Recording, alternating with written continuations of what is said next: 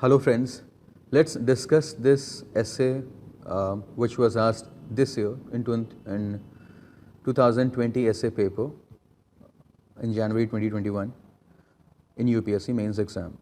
The essay topic was culture is what we are, civilization is what we have. Culture is what we are and civilization is what we have. Now, most of the students may not know the exact difference between culture and civilization. They have read about culture in art and culture in GS paper 1, but still they may not know the exact difference between culture and civilization, and we will write this essay, we will attempt this essay assuming their position, from their viewpoint, from their location we will attempt this essay. So let's try to differentiate between culture and civilization from these statements themselves. Culture is what we are, civilization is what we have. Now, what we are versus what we have. Focus on the last parts of these statements, what we are versus what we have. So when I say what we are, it basically gives an idea that something which defines us, something which defines us, or something which we are doing right in the present, something which we are right in the present. And when we say what we have, it gives an implication that something which we might have received from someone in the past. Now suppose when I say that I have a spectacle, suppose I say that I have a spectacle, it means that I would have received this spectacle from someone in the past. Maybe shopkeeper, maybe my friend, maybe my relatives or someone. It is still with me, but there is an element of pastness associated with this. The focus is also on the past as well as on the present when I say that I have this spectacle. So when we say civilization is what we have, we may have to talk about those things which we inherited from our ancestors, our forefathers, from thousands of years and hundreds of years, what has been going on, what we have inherited from them. That is what we would constitute in our discussion on civilization. When I say culture is what we are, for example, when I say that I am a man, it means I am a man right now, at this point of time. So my actions, my behavior, my attitude should look like a man. Similarly, culture is what we are. So what we are doing in the present, our beliefs, our behavior, our attitudes, our actions, the way we organize ourselves, all those things should give an indication of what our culture is. So culture is what is defining us in the present, and civilization is something which has been continuing, which has been given to us by our ancestors. Now there is an overlap between the two, and definitely again I will come back to the same point that there is a problem in defining the difference between culture and civilization, because a lot of things we will not be able to differentiate between them. In which compartment should we keep them, in culture or civilization? For example, we do nature worship. So should we call that nature worship as part of our culture or as part of our civilization? Our ancient literatures and great texts like Upanishads and literary texts, our classical dance forms, our all those things, should we call them as part of our culture or are part of civilization? So that's what I am telling you, that the difference between these two things is not very crisp. In some books you might find the difference, but in practice the difference is not very razor sharp. So in our discussion on this topic, when we say culture is what we are, civilization is what we have, we can talk about that how some great things were given to us as part of our civilization, and what we are doing to that in today's time. So we will proceed on these lines. We will talk about these things, that how we got great things as part of our civilization. Now you are free to say that okay, some bad things also we received as part of our inheritance, but mostly the focus should be on the great things or on the good things which we received from our ancestors. So what we did to that, and what we are doing to that, like you can build some relationship, how we are reflecting on those great things. Are we justifying that inheritance? What we have done? How have we damaged those things or have we preserved them? Have we imbibed those things in our behavior or have we buried them somewhere? Now, I will give you some examples. You can add on more examples from your own side, but to begin with, like Indian civilization starts from Indus Valley civilization.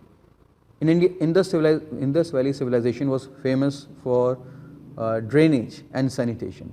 There was underground drainage system at that point of time. And what is today? What is the situation of cleanliness in our country? Swachhata and sanitation, we are really lagging behind. A big chunk of population in India as well as in South Asia, or those who have inherited this Indus Valley civilization, they do not have access to that sanitation. Now things are improving with the emergence of Swachh Bharat Abhiyan, but still they are not as per the mark. So try to build these kind of relationships between what we got from the past and what we are doing to it in the present. And on a similar way, like we got medical sciences. Great achievements were done in the past in the field of medical sciences. Ayurveda, Sushruta, the father of surgery. Thousands of years ago, he could perform surgery in the eye, cataract surgery he could perform, plastic surgery he could perform. That was the level of advancement in medical sciences thousands of years ago. But what we are doing today? Now it is up to you whether you call these, whether you are happy with the level of medical advancement today, whether you celebrate it or you think that something is still falling behind. Both options are fine. But basically try to see a reflection of what happened in the past versus what is happening today. So like in medical sciences, okay, in our pharmaceutical industry is progressing by leaps and bounds. It's famous in the world. Our vaccination drive was hailed by one and all. But still there's a lot of things are lagging. We are still not being able to control diseases like malaria, and on health indexes we are falling far behind. Not being able to provide health facilities and medical facilities to a large chunk of population. So what we got in the past, that was our civilization. And what we are doing right now, that is our present. So these are some of the deliberations which you can take on. Now some things like more we can add here. You can add examples from your side also. I'm just giving you some hints and clues. Like dance forms. We have so many classical dance forms, Bharatnatyam and so on. The dance of fire, dance of water, dance of Agni and what not.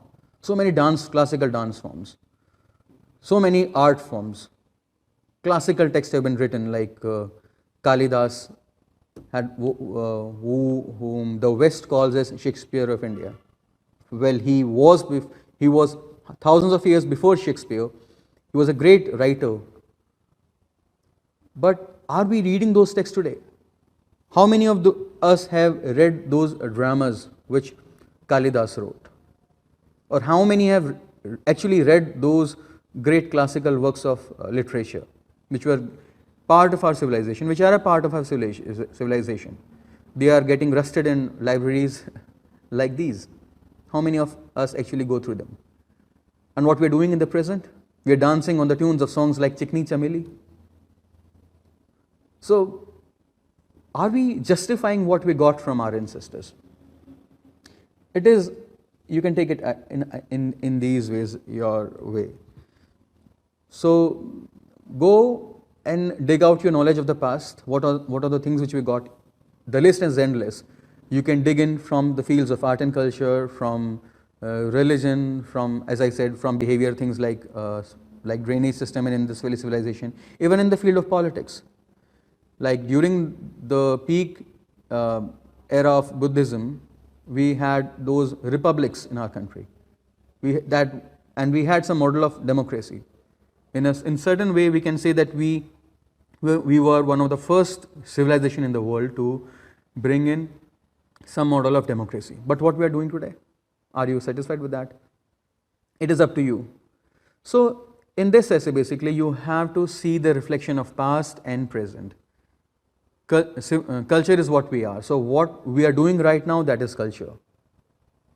Civilization is what we have, and what we got from our ancestors, from Indus Valley civilization, from Gupta dynasty, from medieval times, all that is part of our civilization. An Indian civilization is unique because what has happened thousands of years ago is still taking place today. Now, you can write this essay on these lines. Now, how to introduce this essay or how to conclude it? I will give you an example which I could have used for introduction, or in other way it could be used for conclusion also. That we'll go back a little. We will focus on the need of humans to pass on something to others. So we could start on a statement like this. Little philosophization we would do, that death is the ultimate truth of life. The only truth which is there right in front of us is death. Everyone who is born would die someday. And still it's the ultimate quest of every human being to survive, to defeat the death.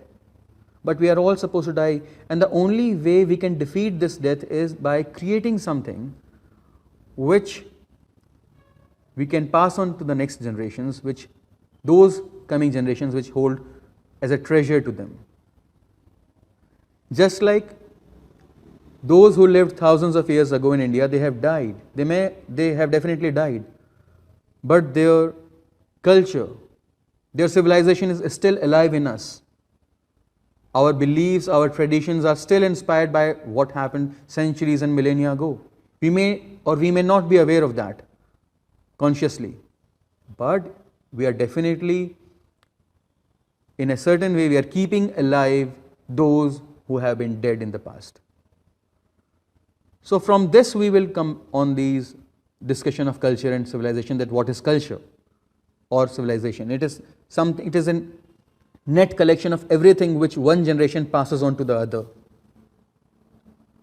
So every form of knowledge, whether it's our knowledge of astronomy or knowledge of religion or knowledge of food habits, or everything, all knowledges, the dresses which we wear, the agricultural practices which we have, the methods of water harvesting, dance forms, philosophies of life, buildings, architectural styles, all these libraries, all these texts, everything which we got from our past, our ancestors, is a treasure for us, and we should add on to that treasure.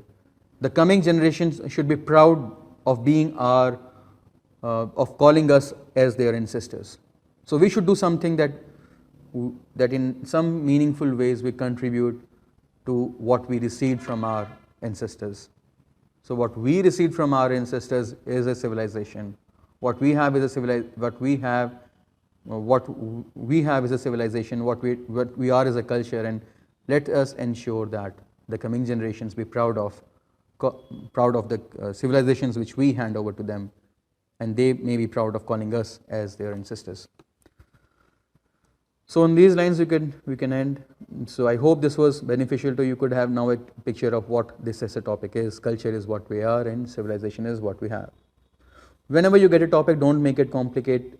Try to find the meaning of those words from within those statements. And in essay I repeat this thing again and again, that the individual words do not have a standalone definition or existence or autonomous existence. No. The definition of those words are influenced by what is there in the vicinity of those words. So one word, so all these words together, they